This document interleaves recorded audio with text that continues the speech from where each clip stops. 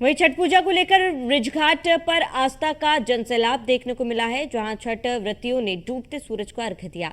इस मौके पर प्रशासन की ओर से बेहतरीन व्यवस्था की गई थी।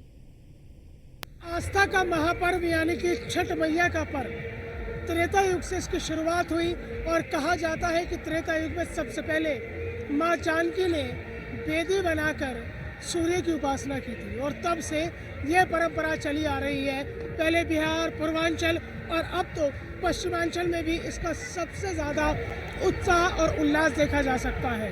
गढ़मुक्तेश्वर ब्रजघाट की मैं आपको ये सीधी तस्वीरें दिखा रहा हूँ, जहाँ पर आस्था और श्रद्धा का सैलाब उमड़ा हुआ है। जो छठ व्रती महिलाएं हैं वो यहाँ पर व्रत करती हैं और सबसे पहले डूबते हुए सूरज को अर्घ दिया जाता है और फिर उसके बाद उगते हुए सूरज को अर्घ दिया जाता है। ये एक ऐसा आस्था का पर्व है जिसमें डूबते हुए सूरज को भी अर्घ दिया जाता है और उगते हुए सूरज को भी अर्घ दिया जाता है। यानी कि छठ मैया का ये पर्व संदेश देता है कि जो डूबता है वो उगता ज़रूर है, जिसका अस्त होता है उसका उदय भी ज़रूर होता है। ये तमाम एक्सक्लूसिव तस्वीरें न्यूज़ वन इंडिया पर हैं और हम बात करते हैं जो यहाँ पर प्रशासनिक अधिकारी लगातार व्यवस्थाओं को देख रहे हैं। ईओ मैडम है मुक्ता सिंह जी, नायब तहसीलदार है पवन जी।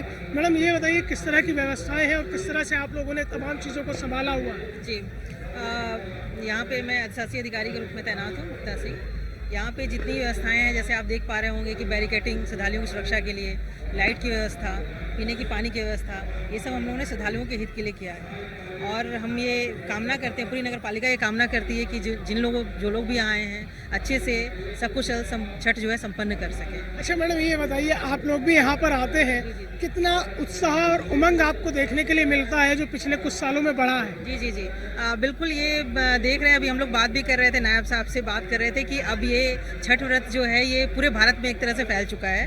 पहले ये पूरब का माना जाता था, लेकिन हम देख पा रहे हैं कि पश्चिम में भी काफ़ी उत्साह और उमंग से लोग इसे कर रहे हैं, क्योंकि मतलब अब जो ये आस्था का पर्व है वो धीरे धीरे अपना जो है फैलता जा रहा है। ये हम देख। आप सब ये बताइए, सुरक्षा के लिहाज से आप लोगों ने जो है एक पूरा बैरिकेटिंग किया हुआ है और उस बैरिकेटिंग में बताया कि इससे आगे ना जाए, खतरे का निशान है, बाकी आप लोग भी मॉनिटरिंग कर रहे हैं? जी, जिला प्रशासन के द्वारा यहाँ मजिस्ट्रेट ड्यूटी लगाई गई है।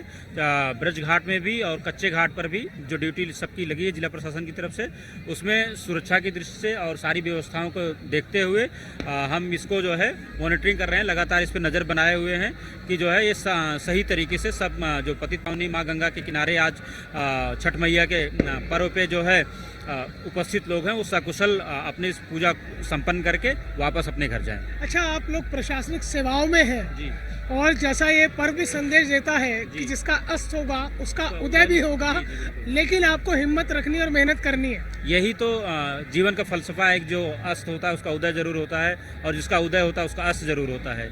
इतिहास की परंपरा रही कि उत्थान और पतन प्रकृति का शाश्वत नियम है, तो इससे कोई बच नहीं सका है, ना ही कोई व्यवस्था बची है, ना ही कोई जो है समाज। तो उसको देखते हुए हम लोग आज आस्था के पर्व पे एक अपनी ईओ मैडम है और इनसे लगातार बातचीत इसी पे हो रही थी कि जो गंगा किनारे आज हम लोग बैठे हुए हैं और वे सिर्फ जो है सिर्फ पूर्वांचल तक न रह करके या बिहार तक न रह करके ये पूरे भारत में फैल चुका है। समस्त पर्वों की जो है एक तरह से सभी जगहों पे बराबर पहुंच रही है। यकीनी तौर पर जिस तरह से हम होली और दीपावली को बड़े उत्साह और उमंग के साथ मनाते हैं, उसी तरह से छठ मैया का पर्व भी अब न केवल बिहार और पूर्वांचल तक सीमित रहा है, बल्कि देश नहीं विदेशों में भी जहां पर जो पूर्वांचली हैं, जो बिहार के लोग रहने वाले हैं, वो भी छठ पर्व को बड़े हर्षोल्लास के साथ मनाते हैं। और अगर तस्वीरें हम ब्रजघाट गढ़मुक्तेश्वर की देखते हैं तो वो आस्था के संगम में डुबकी लगाते हुए जो तमाम छठ व्रती महिलाएं हैं, उसके अलावा कुछ पुरुष भी व्रत रखते हैं। यानी कि मान्यता है कि जब आप छठ मैया का पर्व रखते हैं और सूर्य की उपासना करते हैं, भगवान सूर्य की उपासना करते हैं, तो संतान की प्राप्ति होती है, संतान सुख प्राप्त होता है। उसके अलावा संतान के ऊपर अगर कोई दिक्कत है तो वो पूरी होती है। और जिस तरह से सूपली में लेकर तमाम लोग यहाँ पर पहुँचते हैं, उस सूपली का यहाँ पर अर्घ देने के बाद जब डूबते हुए सूरज को अर्घ दिया जाता है, फिर उसे अपने घर पर लेकर जाते हैं, फिर उगते हुए सूरज को अर्घ दिया जाता है। और सबसे बड़ी बात यह है कि ये बड़ा सात्विक एक व्रत होता है, तकरीबन 36 घंटे का व्रत होता है। और इस व्रत में जो छठ व्रती महिलाएं होती हैं वो किसी भी तरह का कोई सेवन नहीं करती हैं। निर्जला व्रत होता है और ना ही सोने के लिए किसी मखमली बिस्तर का इस्तेमाल होता है, बल्कि नीचे फर्श पर सोते हैं। तो यानी आस्था, श्रद्धा, विश्वास के संगम में डूबा हुआ ये छठ मैया का पर्व हर तरफ हर्षोल्लास बिखेर रहा है। वीडियो जर्नलिस्ट अनिकेत के साथ मोहसिन खान, न्यूज़ 1 इंडिया, ब्रजघाट, गढ़मुक्तेश्वर।